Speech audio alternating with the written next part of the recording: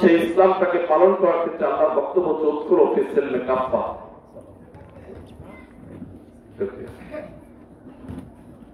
পরিপূর্ণভাবে ইসলামে দাখিল হওয়ার বক্তব্য আল্লাহ।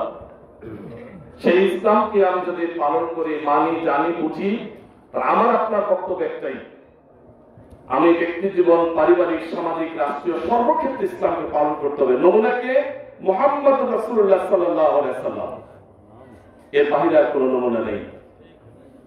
ওমা আরসালনাকা ইল্লা রাহমাতাল লিল আলামিন, আল্লাহ বলছেন, হে মানব জাতি, তোমাদের জন্য রহমত স্বরূপ প্রেরণ করেছি মুহাম্মদ রাসূলুল্লাহ সাল্লাল্লাহু আলাইহি ওয়াসাল্লামকে।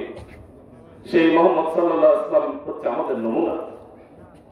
যেভাবে রাষ্ট্র চালাইছেন, যেভাবে মসজিদে ইমামতি করেছেন, যেভাবে মসজিদে বসে তিনি সমাজের বিচার কার্য পরিচালনা করেছেন, সকল কিছু যদি মসজিদে বসে সংসদ পরিচালনা আল্লাহ রাসূল করতে পারেন, আজকের প্রেক্ষাপটে মসজিদে বসে, মঞ্চে বসে ইমামরা যখন বিচার কার্যের সামাজিক বিভিন্ন বিষয় নিয়ে কথা বলে, তখনই রাজনীতির কথা আসে। দুর্ভাগ্য হলো সত্য, আমরা এখানে এসে প্রত্যেকে ইসলামকে মনে প্রাণে পালন করতে পারি না। আপনাদের কাছে আরো বাবাজিরা, ভাইয়েরা, মায়েরা, বোনেরা, আমৃত্যু আমরা আপনারা যদি ইসলামের উপর অটল না থাকি, আমার নিঃশ্বাস বন্ধ হয়ে সাথে সাথে কবরে যখন যাব, অমান দিনুকা, তোমার ধর্ম কি, সেই ধর্মের উত্তরটা আমার মুখ দিয়ে বের হবে না ইসলাম। অতএব আমি আপনার প্রত্যেকের কাছে পায়ে হাত রেখে বলি, আসুন না আমরা নিয়মতান্ত্রিক প্রক্রিয়ায় স্বাধীনতার 53 বছর অতিবাহিত হয়ে গেল, ইমোশনাল বক্তব্য, আবেগী বক্তব্য, আদর্শের কারণে, দলের কারণে, বাবা মা দাদা দাদি অন্য দল করেছে সেই চিন্তার কারণে আমরা সেখান থেকে দূরে সরে আসতে পারি না। এবার আপনাদের কাছে আরো, আপনার 53 বছরে অনেকেই আছেন, অনেক অভিজ্ঞতা, নতুন তরুণ প্রজন্ম আমরা 17 বছরের অনেক কিছু অভিজ্ঞতা অর্জন করেছি। দুর্নীতি মুক্ত বাংলাদেশ হতে পারে নাই, চাঁদাবাজ মুক্ত, সন্ত্রাস মুক্ত, দখলদারি মুক্ত, জুলুম নির্যাতন সমাজ থেকে কিন্তু বন্ধ হয় নাই। আপনাদের কাছে একটি বারজন আরো, কাওয়ামি আলেম, আলিয়ার আলেম, সমস্ত ওলামা ইকরাম এক জায়গায় আছে। জামাত ইসলামের আমির মানবতার ফিরিওয়ালা ডাক্তার শফিকুর রহমান চরমনায়ের ময়দানে আজকে চরমনায় পীর সহ সমস্ত ওলামারা আজকে একই কাতারে এসে আপনাদের কাছে মায়েদেরকে, বাবাদেরকে, ভাইদেরকে, যুবকদেরকে একটাই আরো, তোমরা একটি বারের জন্য, আপনারা একটি বারের জন্য ইসলামী নেতৃত্বকে একটু রাষ্ট্র পরিচালনার দায়িত্ব দিয়ে দেখেন না। এই ওলামারা দুর্নীতি করে শেষ করে দিচ্ছে না দেশ সুন্দর করে চালাচ্ছে? এই আলোচনা আপনাদের কাছে রাখছি। আসুন, যে যে আদর্শে আছেন 5টি বছর দেখতে দেখতে শেষ হয়ে যাবে। আমার বিশ্বাস গতানুগতিক সমস্ত নেতৃত্বের চেয়ে আমরা যারা বিগত সময় ভাইস চেয়ারম্যান নির্বাচিত, আল্লাহ শুকরিয়া, একটি পয়সার দুর্নীতি আল্লাহকে হাজির নাজের জন্য বলছি, আল্লাহ আমাদেরকে করার নাই। কাউন্সিলর ইসলাম 2 বছর 2 টার্ম, আল্লাহ শুকরিয়া, একটি পয়সার দুর্নীতি আমাকে দিয়ে আল্লাহ করার নাই। ওকে, আমি আপনাদের কাছে আরো রাখতে চাই, অবশ্যম্ভাবী আল্লামা সাইদি সাহেব যখন বিখ্যাত শ্রেষ্ঠ তাফসীরকার সংসদ সদস্য ছিলেন, একটি পয়সা দুর্নীতি করে নাই।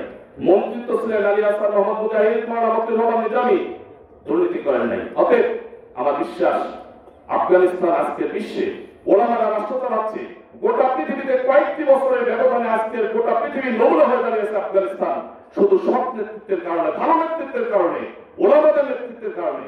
অতএব একটি বারের জন্য ইসলামের পক্ষে শক্তিকে নেতৃত্ব দেওয়ার আলোচনা আপনাদের কাছে রেখে আগামী দেশ বৈষম্যহীন, সন্ত্রাস, চাঁদাবাজ, দুর্নীতি মুক্ত বাংলাদেশ গড়ার ক্ষেত্রে নেতৃত্ব আলেমদের হাতে দেওয়ার উদাত্ত আহ্বান, দাবি আরো বাবাজিদের কাছে, ভাইদের কাছে, মায়েদের কাছে, বোনদের কাছে রেখে আমি আমার কথা শেষ করলাম। এবং আমি ব্যক্তিগতভাবে আপনাদের দোয়া চাই, আমি একজন মাদ্রাসা শিক্ষক, আমি মসজিদ আলিয়া থেকে ফাজেল এবং জামুরিয়া থেকে কামেল পাস করছি। মোশাররফ ভাই তখন আমাদের বড় ভাই ছিলেন, এখন মাদ্রাসার সহকারী অধ্যাপক। রাজশাহী ইউনিভার্সিটি অনার্স মাস্টার্স করে ভাইস চেয়ারম্যান খেদমত করেছি। গতানুগতিক জামাত ইসলামের পক্ষ থেকে 2 থানার খেদমত করার দায়িত্ব আল্লাহ রাব্বুল আলামিন আপনাদেরকে পাশে দাঁড়ানোর সুযোগ আল্লাহ করে দিয়েছেন। আমি দাঁড়াচ্ছি, আমি খেদমত করার চেষ্টা করছি। নিয়মতান্ত্রিক প্রক্রিয়া যেন খেদমত করার তৌফিক আল্লাহ আমৃত্যু দেন। আমৃত্যু যেন ইসলামের উপরে কথা কাজে মিল রেখে যেন চলার তৌফিক দেন। আমৃত্যু যেন আমল করে মুনাফিক খাতা নয়, একজন মুমিন হিসাবে যেন নিজেকে তৈরি করে আপনাদেরকে নিয়ে জান্নাতের বাগিচায়, এই জান্নাতের বাগিচা ঠিক একইভাবে আমরা যারা কথা শুনছি, মা বোনেরা বাবাজিরা সবাই যেন একসঙ্গে জান্নাতে থাকতে পারে। আল্লাহ তৌফিক দান করুন, সবাই আমিন। আল্লাহ আমাদের আপনাদের সবাইকে কবুল করুক, আমিন। আল্লাহ আমাদের আপনাদের সবাই পরিবারের যে অশান্তি থাকে সমস্ত অশান্তি দূর করে দিন, সবাই আমিন। আমাদের আপনাদের সবার পরিবারে যদি কেউ অসুস্থ থাকে আল্লাহ সেপায় কুলিয়া দান করুন, সবাই আমিন।